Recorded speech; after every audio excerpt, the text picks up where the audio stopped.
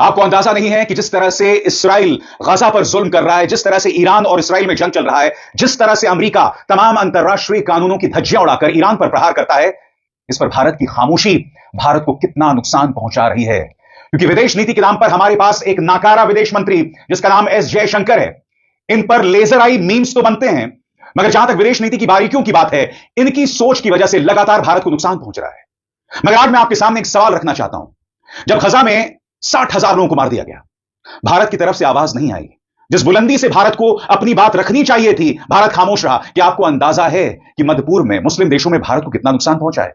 दोस्तों, ईरान के ऊपर अमेरिका ने हमला कर दिया है। हाँ दोस्तों, अभी मैं आपको जो अपडेट देने जा रहा हूँ ईरान और इजराइल की जंग के बारे में, उसको गौर से सुनना। और इसके साथ साथ मैं आपको आगे बेहद शानदार और एक ऐसा वीडियो दिखाऊंगा जिसको देखने के बाद आपको ईरान और इजराइल की जंग के बारे में सारी हकीकत सच्चाई के साथ पता चलेगी। आपको तो अच्छे से पता है ईरान और इजराइल के बीच जंग चल रही है और बीच में कूद पड़ा है अमेरिका। अमेरिका ने ईरान के ऊपर कल रात बहुत बड़ा हमला किया है। बहुत बड़ा नुकसान हो चुका है ईरान को, और ईरान ने भी कह दिया है इसकी शुरुआत अमेरिका ने की थी और इसको हम ख़त्म करेंगे। जी हाँ दोस्तों, इसका बहुत करारा जवाब ईरान ने देने को कहा है। बहुत जल्द इस पर कार्रवाई करेगा ईरान। जी हाँ दोस्तों, अभी मैं आपको जो वीडियो दिखाऊंगा उस वीडियो में आपको सारी डिटेल इस जंग के बारे में पता चलेगी और ईरान अब क्या करेगा आगे, इसराइल के ऊपर हमला करेगा या अमेरिका के ऊपर। इस वीडियो को देखने के बाद आपको पूरे डिटेल के साथ सच्चाई पता चलेगी। मगर दोस्तों, ये वीडियो दिखाने से पहले मेरी आपसे गुजारिश है, आज का मेरा ये वीडियो पूरा एंड तक जरूर देखना। और अगर आप मेरे चैनल पर नहीं आए हो, चैनल को जरूर सब्सक्राइब करना, साथ में इस वीडियो को ज़्यादा लोगों में शेयर जरूर करना। तो दोस्तों, पहले आप ये वीडियो देखिए, फिर आकर मैं आपसे बात करता हूँ।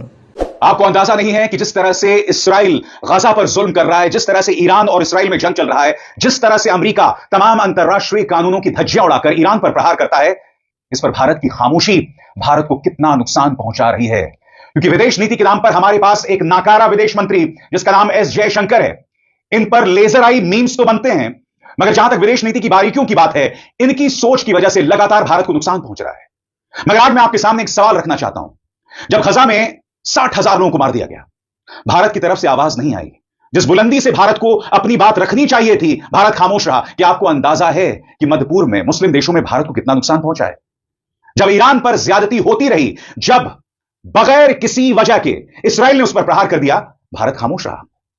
ईरान पर हमला होता है, प्रधानमंत्री नरेंद्र मोदी राष्ट्रपति मसूद पेजेश्कियां को कॉल करते हैं, मगर वो दम, वो नैतिक शक्ति भारत के भाव में नहीं दिखाई देती। आपको अंदाजा है कि हमारी विदेश नीति की नाकामी किस तरह से पूरे देश को आईना दिखा रही है। सबसे बड़ी बात, और एक बार फिर ईरान इसराइल पर भारत की खामोशी, गजा में 60,000 लोगों की मौत पर विदेश नीति की खामोशी भारत को एक जबरदस्त नुकसान पहुंचा रही है। सबसे बड़ी बात, भारत इसराइल पर कुछ कहने से डरता है। अमेरिका के सामने उसका मुंह नहीं खुलता है। मैं आपसे पूछना चाहता हूं क्यों? और अब कमजोरी इस हद तक पहुंच गई है कि राष्ट्रपति डोनाल्ड ट्रंप भारत की अर्थव्यवस्था को तबाह कर देना चाहते हैं। सही सुना आपने, मैं जो कह रहा हूं गलत नहीं कह रहा हूं दोस्तों। अमेरिका भारत की अर्थव्यवस्था को तबाह कर देना चाहता है क्योंकि डोनाल्ड ट्रंप की पार्टी रिपब्लिकन पार्टी के सांसद बंकर बस्टर बिल लाना चाहते हैं। अब आप कहेंगे इसका भारतीय अर्थव्यवस्था से क्या लेना देना है? सबसे पहले इस नाम पर गौर कीजिए, बंकर बस्टर बिल। यह नाम सुना सुना लग रहा है आपको? जी हां, अमेरिकी B-2 बॉम्बर्स को बंकर बस्टर बम कहा जाता है, जिनका मकसद था ईरान पहुंचकर वहां के 3 न्यूक्लियर ठिकानों पर हमला करना। बंकर बस्टर यानी कि निशाना जमीन के चाहे जितना भी नीचे हो, यह बॉम्ब्स गिरते हैं और उसे नेस्तनाबूद कर देते हैं। हालांकि ईरान के परमाणु ठिकानों के बारे में ऐसा नहीं कहा जा सकता, क्योंकि खुद अमेरिकी कह रहे हैं कि हम नहीं जानते कि कितना नुकसान हुआ। और उससे भी बड़ी बात, नुकसान होने से पहले ही ईरान ने अपना जो पूरा परमाणु जखीरा था वो दूसरी जगह शिफ्ट कर दिया था, हो सकता है कार की डिक्की में रखकर। मगर हम बात कर रहे हैं बंकर बस्टर बिल की। क्या आप जानते हैं, रूस पर दबाव बनाने के लिए डोनाल्ड ट्रंप की पार्टी, उनके करीब 80 सांसद बंकर बस्टर बिल लाना चाहते हैं, जिसका मकसद है कि जो लोग रूस के साथ व्यापार करेंगे उन पर 500% टैरिफ लगाया जाए। और भारत खामोश है। स्वाभाविक सी बात है दोस्तों, जब आपकी विदेश नीति में नैतिक शक्ति ना हो, जब साहस सिर्फ ड्रामे तक सीमित रह जाए, सिर्फ विज्ञापन तक सीमित रह जाए, तो जाहिर सी बात है नैतिक शक्ति आप लाएंगे कहां से? मैं फिर आपसे पूछना चाहता हूं, डोनाल्ड ट्रंप की पार्टी भारत की अर्थव्यवस्था को बर्बाद करने के लिए 500% टैरिफ लाने के लिए, यानी कि यह कह रहे हैं कि अगर तुम रूस के साथ व्यापार करोगे तो हम तुम पर 500% टैरिफ लगाएंगे। भारत खामोश है, भारत कुछ नहीं कह रहा है। सबसे बड़ी बात, ट्रंप की नीतियों के खिलाफ उनकी अपनी जनता सड़कों पर उतरी है।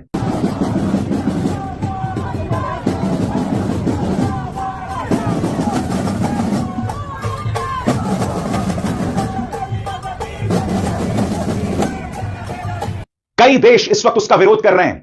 पाकिस्तान जैसा आतंकवादी देश भी, उनकी जनता भी सड़कों पर उतरी है। कनाडा में उसका विरोध किया जा रहा है दोस्तों। मगर अगर कोई भारत के अंदर गजा और ईरान के पक्ष में उतरेगा तो मैं दावे के साथ कह सकता हूं उनके खिलाफ आतंकवाद की धाराएं लगा दी जाएंगी। सही सुना आपने, यह हो रहा है भारत में। क्योंकि प्रॉब्लम क्या है भारतीय जनता पार्टी के साथ? भारतीय जनता पार्टी के साथ सबसे बड़ी प्रॉब्लम है कि वो हर मुद्दे को हिंदू मुस्लिम की निगाह से देखते हैं।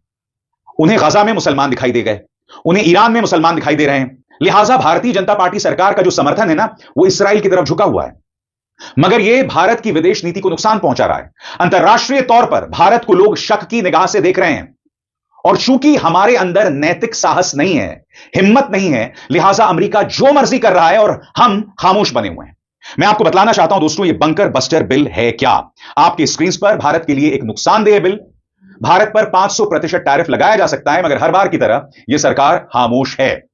क्या है बंकर बस्टर बिल? इस पर गौर किया जाए। बंकर बस्टर बिल, जिसका आधिकारिक नाम sanctioning Russia act of 2025, America की तरफ से रूस, चीन और भारत पर बहुत सख्त पाबंदियां लगाने का प्रस्ताव है। इसका सबसे बड़ा हथियार है रूसी ऊर्जा खरीदने वाले किसी भी देश पर 500% टैरिफ लगाना, यानी शुल्क लगाना, ताकि रूस की वॉर इकोनॉमी को उसकी सबसे बड़ी कमाई के स्रोत से तोड़ा जा सके। अगर यह बिल पास हो गया तो चीन और भारत जैसे देशों को भारी झटका लगेगा, जो मिलकर रूस की करीब 70% एनर्जी एक्सपोर्ट खरीदते हैं। अगर यह खरीद जारी रही तो अमेरिका उनके एक्सपोर्टेड चीजों पर जबरदस्त टैरिफ लगा सकता है। इससे अमेरिका का चीन और यूरोप जैसे देशों के साथ व्यापार बुरी तरह गड़बड़ा सकता है, जब तक उन देशों को यूक्रेन की मदद के चलते छूट ना मिले। अमेरिकी कंज्यूमर्स यानी अमेरिकी जो खरीदार हैं, उनके लिए कीमतें बहुत बढ़ सकती हैं, सप्लाई चेन में भारी रुकावट आ सकती है, और अगर चीन से व्यापार बंद होता है तो बेरोजगारी भी बहुत बढ़ सकती है, शायद मंदी जैसे हालात हो जाएं। खुद अमेरिका भी इस बिल का उल्लंघन कर सकता है, क्योंकि अब भी रूस से न्यूक्लियर रिएक्टर के लिए एनरिच्ड यूरेनियम मांगता है। यह बिल दिखाने में तो रूस पर कमर तोड़ आर्थिक हमला है, लेकिन एक्सपर्ट्स का कहना है कि इससे उल्टा असर भी हो सकता है। अमेरिका और उसके सहयोगी देशों की अर्थव्यवस्था को भी भारी नुकसान पहुंच सकता है।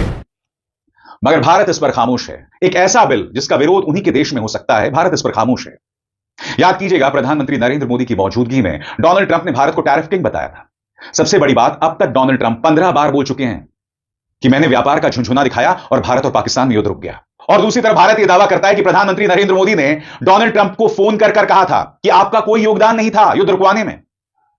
सुनते हैं बंकर बस्टर बिल पर क्या कहते हैं अमेरिकी सेनेटर ग्रेहम, जिसका मकसद है चीन, रूस और भारत पर निशाना साधना और भारत पर 500% टैरिफ लगाना। सुना जाए। How does this affect Russia? I've got 84 co-sponsors for a Russian sanctions bill that is an economic bunker buster against China, India, and Russia for their brutal invasion, Russia's brutal invasion of Ukraine.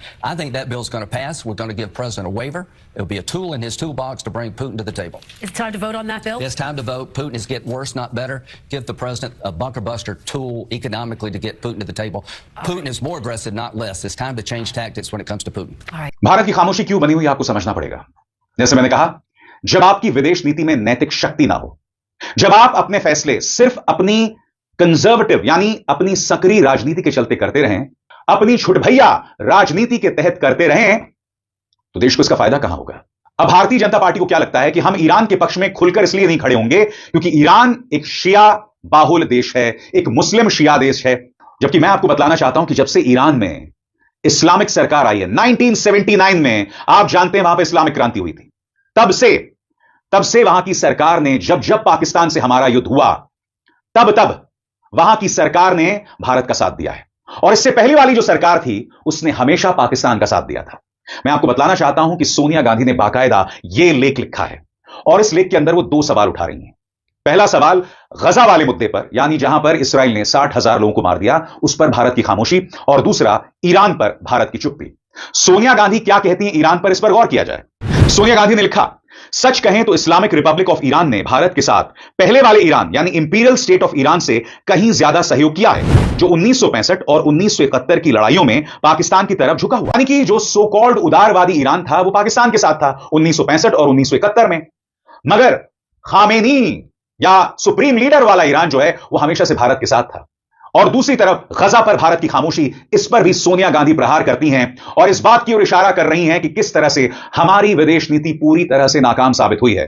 गौर किया जाए, गजा में तबाही और अब Iran के खिलाफ बिना किसी उकसावे के बढ़ते हमले पर नई दिल्ली की चुप्पी हमारे नैतिक और कूटनीतिक सिद्धांतों से एक परेशान करने वाली दूरी को दिखाती है। यह सिर्फ हमारी आवाज खोने की बात नहीं है, बल्कि हमारे मूल्यों को छोड़ देने जैसा है। लेकिन अब भी देर नहीं हुई है। भारत को साफ तौर पर बोलना चाहिए, जिम्मेदारी से कदम उठाना चाहिए और पश्चिम एशिया में तनाव करने और बातचीत की वापसी के लिए हर संभव रास्ता अपनाना चाहिए। मगर भारत ऐसा कुछ नहीं कर रहा है। मैं आपको याद दिलाना चाहूंगा दोस्तों कि जैसे ईरान पर हमला होता है, प्रधानमंत्री नरेंद्र मोदी राष्ट्रपति मसूद पेजेश्कियान से बात करते हैं और यह लंबे अरसे बाद ईरान पर भारत ने कुछ कहा था। उनका यह बयान आपकी स्क्रीन पर है, जिसमें उन्होंने कहा कि बातचीत का रास्ता जो है वो आगे का रास्ता है। मगर क्या प्रधानमंत्री नरेंद्र मोदी ने इस्राएल की एक तरफा कार्रवाई पर आलोचना की? अमेरिका ने जिस तरह से B-2 बॉम्बर्स का इस्तेमाल किया, अपनी संसद की अनदेखी करके, अंतर्राष्ट्रीय कानूनों की अनदेखी करके, क्या प्रधानमंत्री ने उस पर एक भी शब्द कहा? यह बताता है कि हमारी विदेश नीति में नैतिक ताकत की कितनी कमी है। हमारी विदेश नीति हर गुजरते दिन के साथ किस तरह से बिखरती जा रही है, क्योंकि हम हर मुद्दे को दो पैमानों से देख रहे हैं। पहला कि किस तरह से प्रधानमंत्री नरेंद्र मोदी को विश्व गुरु बनाया जाए, जिसमें हम पूरी तरह से नाकाम साबित हुए हैं। और दूसरा, हर मुद्दे को हिंदू मुस्लिम करके देखना, हिंदू और मुस्लिम की निगाह से देखना। यही वजह है कि हम गजा पर भी खामोश रहते हैं और ईरान पर भी खामोश रहते हैं। मैं आपको एक वीडियो दिखाना चाहता हूं दोस्तों। यहां पर फलस्तीन के यासिर अराफात आप इंदिरा गांधी के साथ देख रहे हैं। आप जानते हैं, जब इंदिरा गांधी के उनके बॉडीगार्ड्स ने हत्या कर दी थी, तब यासिर अराफात फूट फूट कर रोए थे। उन्होंने कहा था कि मैंने अपने एक दोस्त को गंवा दिया। क्यों? क्योंकि भारत का पारंपरिक तौर पर यह रुख रहा है कि हम स्वतंत्र फलस्तीनी राज्य के पक्ष में हैं। इसीलिए जब भी गजा पर कोई भी अत्याचार हुआ, तब इंदिरा गांधी ने अपनी आवाज बुलंद की थी। इसीलिए जब इंदिरा गांधी की मौत हुई थी, तब यासिर अराफात की आंखों में आंसू थे। आज गजा में हमें कोई नहीं सुनता, ईरान में हमें कोई नहीं सुन रहा। उल्टा अफवाहें फैल रही हैं भारत के बारे में कि भारत ने अपने एयर बेसिस दिए ताकि ईरान पर हमला किया जा सके, जबकि यह खबर पूरी तरह से झूठी है। मगर यह अफवाहें क्यों फैल रही हैं? यह अफवाहें इसलिए फैल रही हैं क्योंकि हम पुख्ता तरीके से ईरान के साथ नहीं खड़े हैं। हम पुख्ता तरीके से ज्यादती के खिलाफ नहीं खड़े हैं, जुल्म के खिलाफ नहीं खड़े हैं। और हर गुजरते दिन के साथ हमारी विदेश नीति बिखरती जा रही है। सबसे बड़ी बात, इस तस्वीर पर गौर कीजिए। यहां पर आप देख सकते हैं, बांग्लादेश, पाकिस्तान और चीन तीनों साथ खड़े हैं। तीनों की तिकड़ी बन गई है। आपको अंदाजा है दोस्तों, ये कितनी खतरनाक खबर है। याद कीजिएगा, राहुल गांधी ने संसद में क्या कहा था। इस सरकार की सबसे बड़ी नाकामी यह है कि इसकी वजह से पाकिस्तान और चीन साथ आ गए। क्योंकि अब तक क्या हो रहा था, 2014 से पहले चीन और पाकिस्तान कभी साथ नहीं आए थे। अब वो एक टीम के तौर पर काम कर रहे हैं। और अब दोस्तों देखा आपने ये वीडियो, मुझको पूरी उम्मीद है ये वीडियो देखकर आपको सच्चाई पता चली होगी ईरान पे हमले के बारे में, और आपको पता चला होगा अब ईरान क्या करने वाला है इस हमले के बाद। दोस्तों आपकी क्या राय है इस वीडियो के बारे में, मुझे कमेंट बॉक्स में आकर कमेंट कर ज़रूर बताना। दोस्तों आज के वीडियो में बस इतना ही। मैं फिर मिलूँगा ऐसी ही दूसरी वीडियो के साथ। तब तक के लिए खुदा हाफिज़।